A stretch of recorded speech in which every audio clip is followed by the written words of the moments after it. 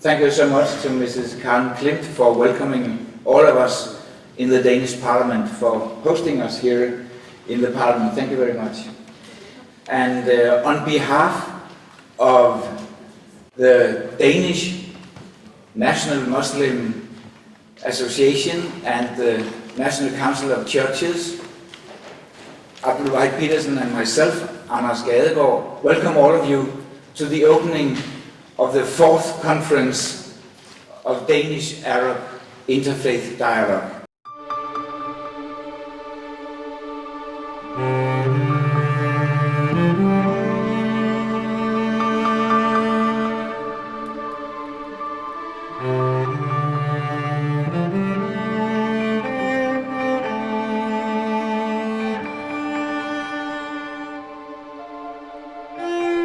Four years ago, we went into partnership with the Arab Group for Muslim-Christian Dialogue based in Beirut, Lebanon. And this time we will focus on the challenge to society and to our religious communities from an increasing tendency to extremism or radicalism, both in the Middle East and here in the west of Europe. There is this increasing tendency. We need to discuss among ourselves why for some is attractive to go this way, to misuse, as we all believe, to misuse religion for a violent purpose.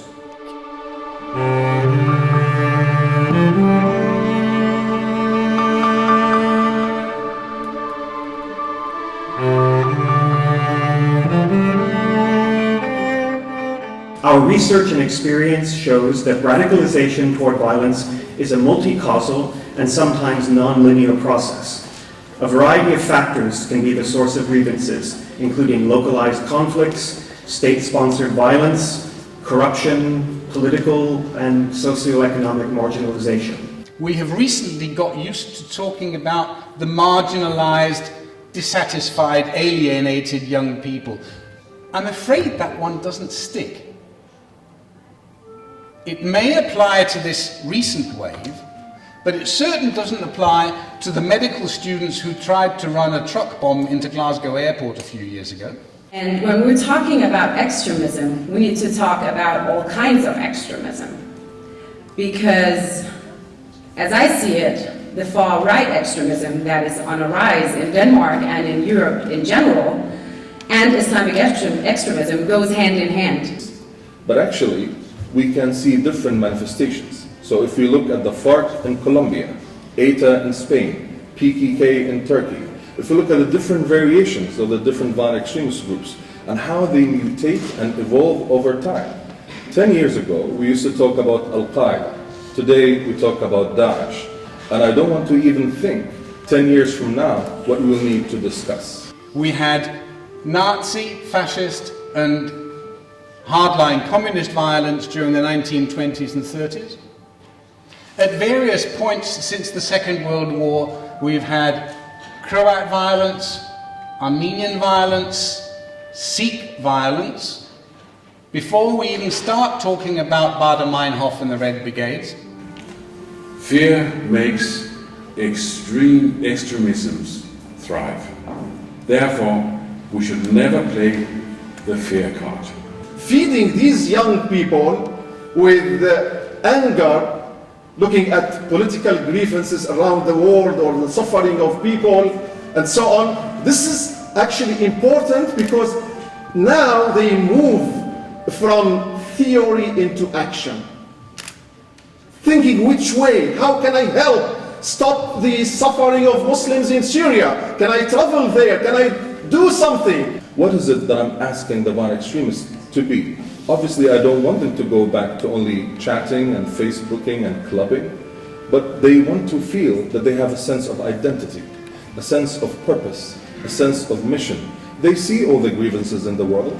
They see the confusion that we have. They understand there is an issue greater than them, which they want to contribute, they want to belong, and they want to be part of.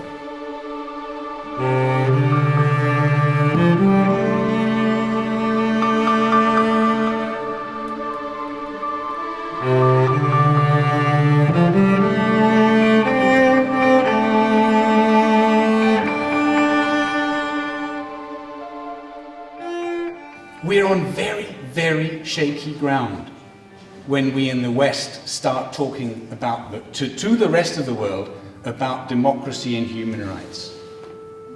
Because both have so regularly been used as a part of the political armory in relations with the rest of the world. How come that we could create East Timor within a few weeks, but we cannot solve the case of Palestine? More imminent challenges of Iraq, Syria, Libya, Yemen have made that crucial, all-important Israel-Palestine situation almost fade into the background.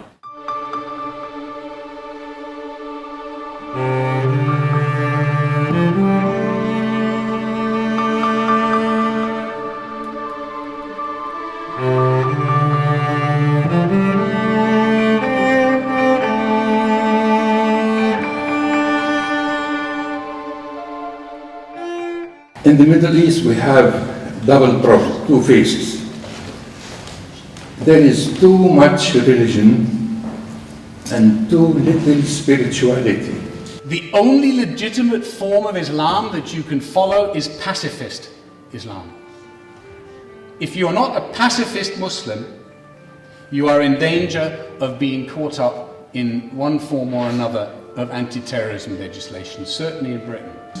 How do we get from the situation today where religion is abused by extremism, by governments, by dictatorships, to give legitimization for conflicts into a situation where we can use interfaith dialogue? Dialogue is a very powerful instrument. The sword has never ever been as sharp as the pen. من أن الحوار لا يزال حاجة مهمة، لا بل هو الحاجة، وأن منطق العنف لابد وأن يخفت أمام هذا الإصرار، وأن التطرف لا يعالج فقط بالأدوات العسكرية والحروب. We have to see, do people still believe in dialogue? I doubt that people today in the Middle East find that dialogue is the tool. Danish-Arab interfaith dialogue represents just the opposite. You who are here today build bridges between religions, countries, and most important of all, people. Therefore, what is it that we want them to be? Well, I want you to be culturally intelligent.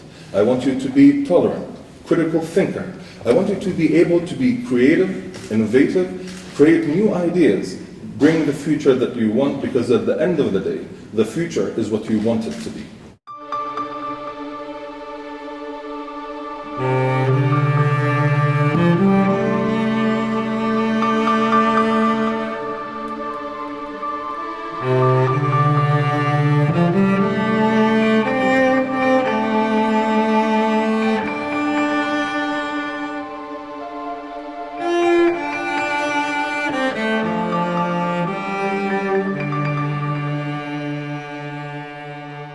We're talking about a symptom rather than the cause of this particular tendency.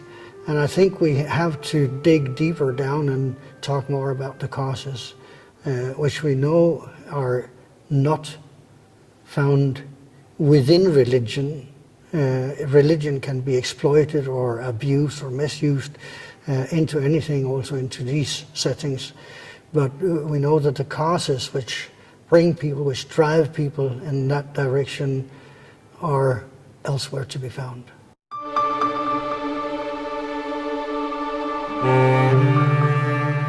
Diversity is not a source for conflict, but is a source for opening perspectives you hadn't seen before. This is what we experience at the conference, and this is what we should take with us when we go from the conference.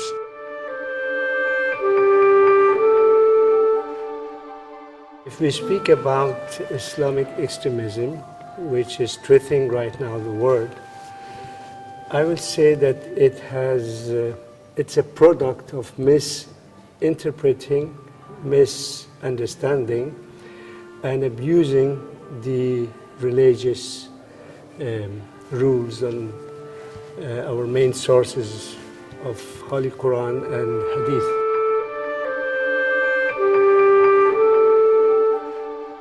أول ما يجب عليه أن يدور في فلك الحوار هو تفعيل دور النساء في الحراك الاجتماعي والسياسي والعلمي.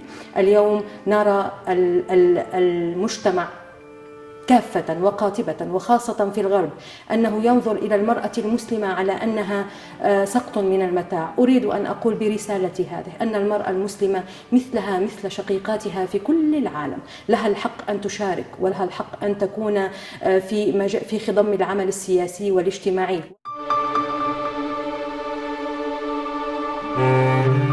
لأنه نحن اليوم بالتعصب يلي عم بنحسه بين الشبيبة، هالتعصب عم يخلق نوع من التنسيون، من الضغط، وبيخلي الناس تاخد مواقف وتكون منفصلة عن الآخر. أو نحن يلي بدنا نسعى له من خلال هيدي التربية أو هيدا المنهج اللي أنا عم بحكي عنه، هو إنه كل إنسان يقدر يتطلع بالآخر بعيني مباشر، يقدر يقول له أنت موجود بالنسبة لإلي، وأنت إلك حق بالحياة، وإلك حق بإنك تتقاسم خيرات الأرض وكل الأشياء يلي ممكن اليوم تكون أسباب للنزاع.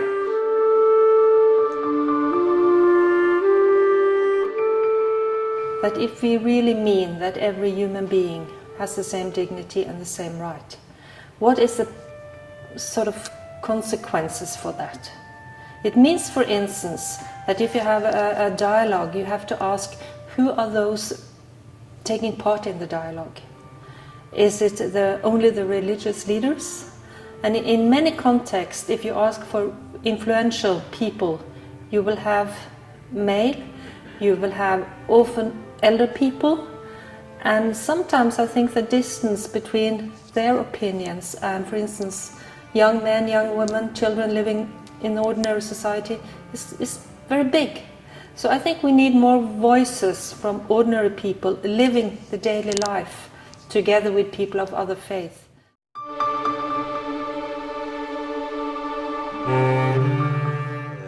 في هناك من يسعى لإقناع الناس أن مشكلة الشرق من الغرب، كما البعض يسعى إلى أن يقنع الناس أن المشكلة الغرب من الشرق. في هناك سعي إلى ذلك، ولهذا المطلوب من مثل هذه اللقاءات العامة التي تتم على مستوى مفكرين، على مستوى علماء، أن تنزل إلى الأرض، أن تتحول إلى تربية في داخل البيوت، أن تتحول إلى المدارس، إلى الجامعات، إلى النوادي الثقافية، أن يعمل الإعلام على أساسها، وأن تصبح ثقافة.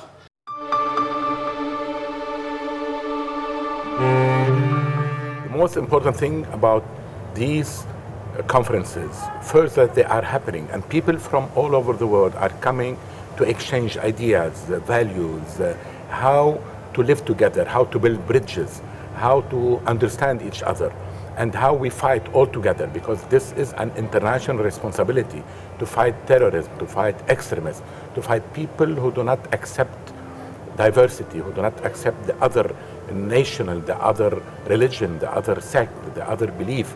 How can we all together fight and abide to common values?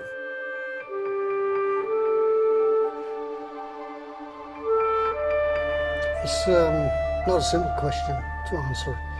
It's not that I have an easy answer to the question of what we need to do. There's no simple or easy way to answer a very complex question. Am I white or black? Am I European or Arab? Am I Christian, Muslim, Christian, or none of the above? Well, Socrates in ancient times always said, I'm not an Athenian nor a Greek, I'm a citizen of the world.